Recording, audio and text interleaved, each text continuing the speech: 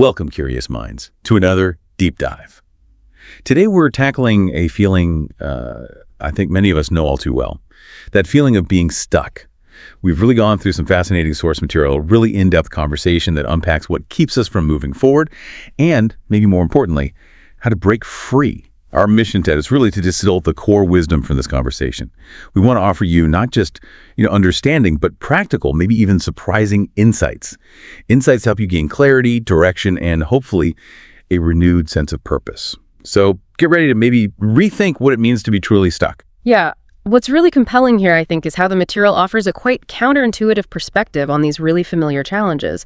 It moves beyond just the surface stuff. It gets into the deeper psychological, the emotional roots of feeling stagnant. And there are definitely some aha moments in there that, can truly shift your perspective. We'll try and connect this to the bigger picture of how we can fundamentally change our experience of life and even our relationships. Okay, let's try and unpack this then. Many of us say it right. I feel stuck. Just like that. Yeah. But our source material, it suggests we might not actually be stuck, not in the way we usually think. So what does this all mean? Where do we start? Well, it raises a really important question, doesn't it? If you're feeling stuck, what if? What if you're actually grieving a past version of yourself? The material suggests there's an identity, maybe an idea, a mindset, a behavior, or even an attitude that's keeping you held back. Reality has kind of moved on, but you've held on to something. And that's what's truly keeping you stuck. There's that lovely Zen teaching that says, what's holding you back is what you're holding on to. Wow, that's a powerful reframe. Really is. Can you give us maybe some real world examples? What might people be holding on to without even realizing it? Oh, absolutely. Think about common life transitions. Maybe your kids leaving home after you've spent years raising them, or navigating a relationship breakup, or even losing a job you identified with. The material highlights that in these scenarios, people often cling to memories, maybe old photos, certain routines, essentially clinging to an identity that doesn't quite fit anymore, that doesn't exist in the same way. Reality's moved forward, but the person hasn't let go of that that piece of clothing, that memory, whatever it is. And this also applies very much so to career shifts or new aspirations. Someone might strongly identify as, say, a teacher. And because of that identity, they believe they can't be a social media creator. Or maybe a nurse who thinks, I can't be a podcaster. Ooh. The fear often is about how their existing social circle will see them, how they'll perceive them if they do something new or something that feels misunderstood. But the material states the real reason often is that our social circle has validated our current position, our current identity, and deep down we're scared they won't like us or accept us if we deviate from that. Right, and this is where it gets really interesting, I thought. Our source features someone who's made multiple really significant career pivots. We're talking university to consulting, then becoming a monk, then making videos, launching a huge podcast, best-selling books. This person's journey really exemplifies what it means to be, as the source puts it, a professional quitter. Mm-hmm. And maybe more importantly, how to actually embrace change. Precisely. It's a fantastic example. And the core insight, the real nugget, is that you don't need to have the full life mapped out. You don't need it all planned to just take the first step. That belief, the idea that you have to have everything figured out before you act, well, the source calls that the biggest lie we've been told. Plain and simple. It's more about being willing to make the turn, to pivot when who you are and how you're living just doesn't feel right anymore, even when, that resistance inevitably shows up. Okay, so if we accept we're not really stuck and we don't need this mythical full map, how do we find our next step then? What's the practical approach here? Well, the material offers maybe a surprising perspective on this. It's not always about finding something completely new to jump into. It's more about extracting and learning every possible thing from where you are right now. Mm-hmm. Let's be honest, even if you hate the thing you're doing currently, you can still gain valuable skills for whatever comes next. The mindset shift is to transform that place of maybe misery and pain and potentially suffering into a place that becomes the launch pad of your life. So instead of just, wasting 8 or 9 hours a day hating your job, you could use that time consciously to build skills, build confidence. That really reminds me of this idea I've heard called sampling. Is that related? Can you tell us more about that? Yes, exactly. Sampling fits right in. It's like collecting and connecting things. You're constantly collecting stories, experiences, skills, and ideas in every job, every situation you find yourself in. And the idea is eventually you'll be able to connect the dots. You'll see how all these different pieces fit together. It's like gathering jigsaw pieces, right? And one day they just assemble into the full picture. And this leads us quite naturally to a really important distinction the material makes, the difference between passion and purpose. Your passion, that's what brings you life, joy, excitement. Maybe it's studying something, learning a new skill, photography, whatever. Your purpose, though, that's when you use your passion in the service of others. The source is quite clear. If your passion doesn't somehow improve people's lives, it's not really a purpose in this framework. That's a very clear distinction. Helpful. Are there examples of purpose showing up in maybe unexpected places to illustrate this? Oh, absolutely. There's a fantastic study highlighted in the material by Amy Wersensnifsky and her team at the Yale School of Management. They researched hospital cleaners.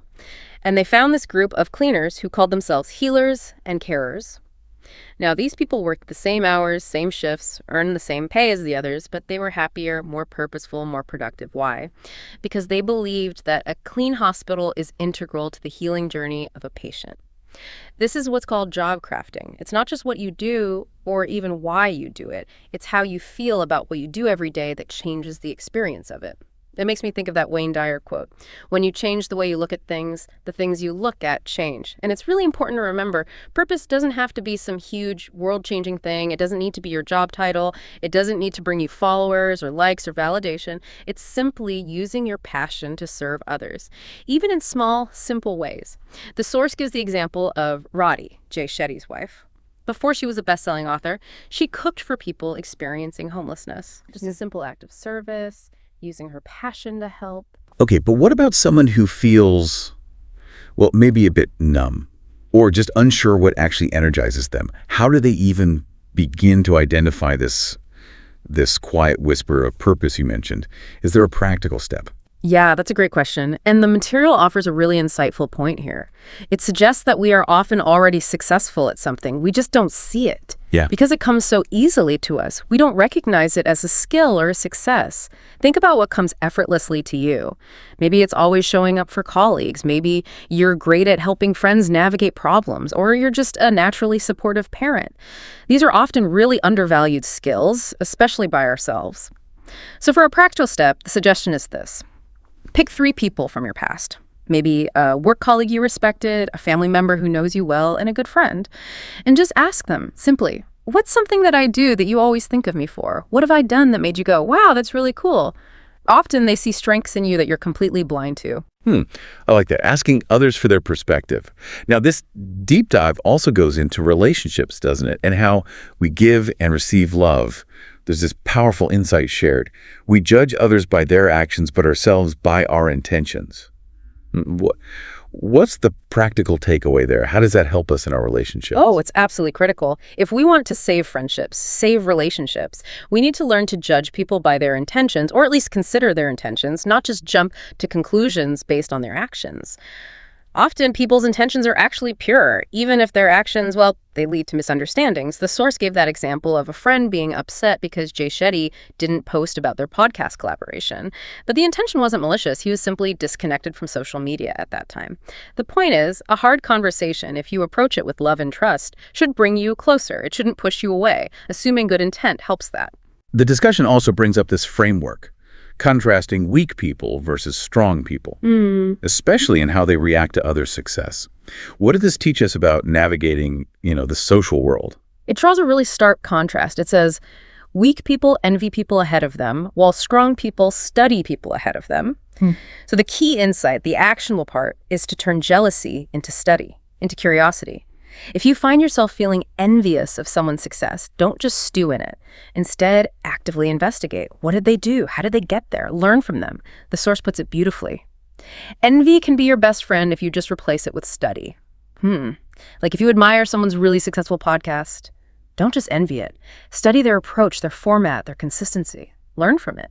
I know when I was thinking about getting into this space, I definitely spent time looking at what people I admired were doing. That makes a lot of sense. Shifting envy to learning. Okay, let's talk about gratitude. When life has really, truly knocked you down, How can gratitude possibly be a tool? It feels almost impossible sometimes. It does feel counterintuitive, absolutely, when you're really low. But the material suggests maybe a slightly counterintuitive practice for gratitude in those moments. Instead of trying to force yourself to be grateful for what you have, try thinking about how your life would be without something you currently take for granted. Like, if you hurt just one finger, you suddenly realize how incredibly grateful you are for your whole hand, right? For the other 9 fingers working perfectly.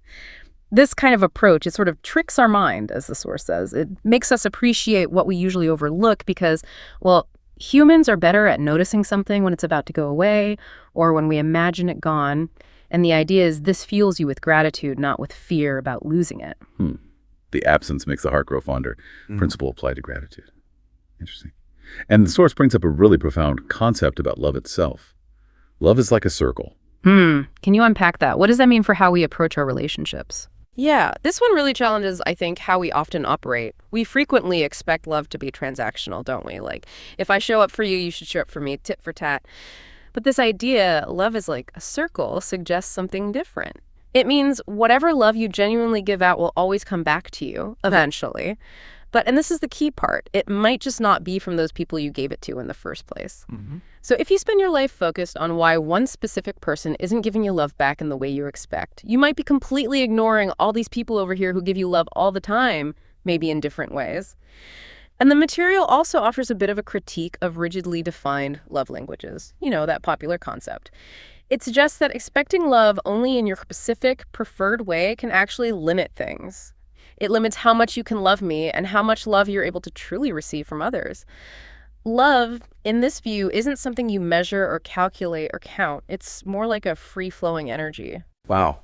Less transactional, more circular flow. So, okay, if someone listening right now is feeling really isolated, feeling like, the shades are down on love in their life, what's one immediate actionable thing they could do based on this? The advice is actually beautifully simple. It's be that person. Be the one who initiates. Send that text expressing love or appreciation. Make the call just to check in. Offer help without expecting anything back.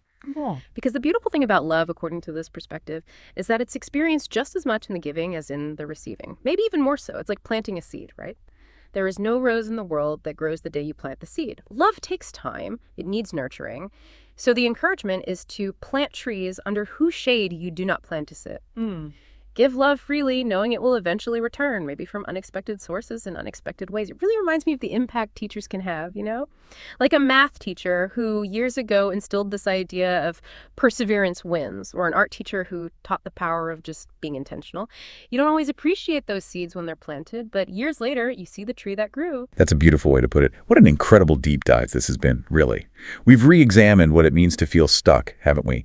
Discovered how to maybe transform our current situations into launch pads and gain this really fresh, expansive perspective on love.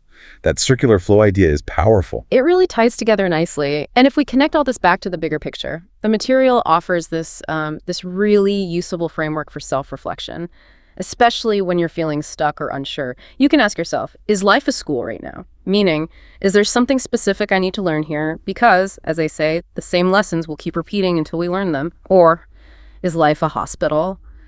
Is there something I need to heal? Am I feeling pain or held back by something that needs attention? Maybe it's a movie. Is everything actually going really well right now? If so, the advice is to pause and ask yourself, what do I need to experience fully in this good moment before it naturally shifts? Or, finally, is life like a mountain? Am I clearly on my path climbing? If so, the question becomes, what skill do I need to learn to climb better? Oh, wow. School, hospital, movie, mountain. That's a great set of questions. It really lands, makes you reflect differently. It's funny. We were just talking about finding purpose and light. The sun literally just burst through the clouds here in the studio, flooded the place. Perfect timing. It really is. Maybe it's a little sign or reminder that sometimes the shift we need is just in how we view what's already around us. And then maybe everything changes in our favor. Look, you are already on the path. You listening right now, the very fact that you're here, engaging with this deep dive, it proves you're committed. You're learning, growing, investing in yourself. So please don't feel like you suddenly have to start something massive or brand new or figure it all out this instant. You are figuring it out right now by listening, by thinking. You're already moving. You're building momentum. And based on everything we've explored today, I have absolutely no doubt that you have the ability within you to create the life you truly want.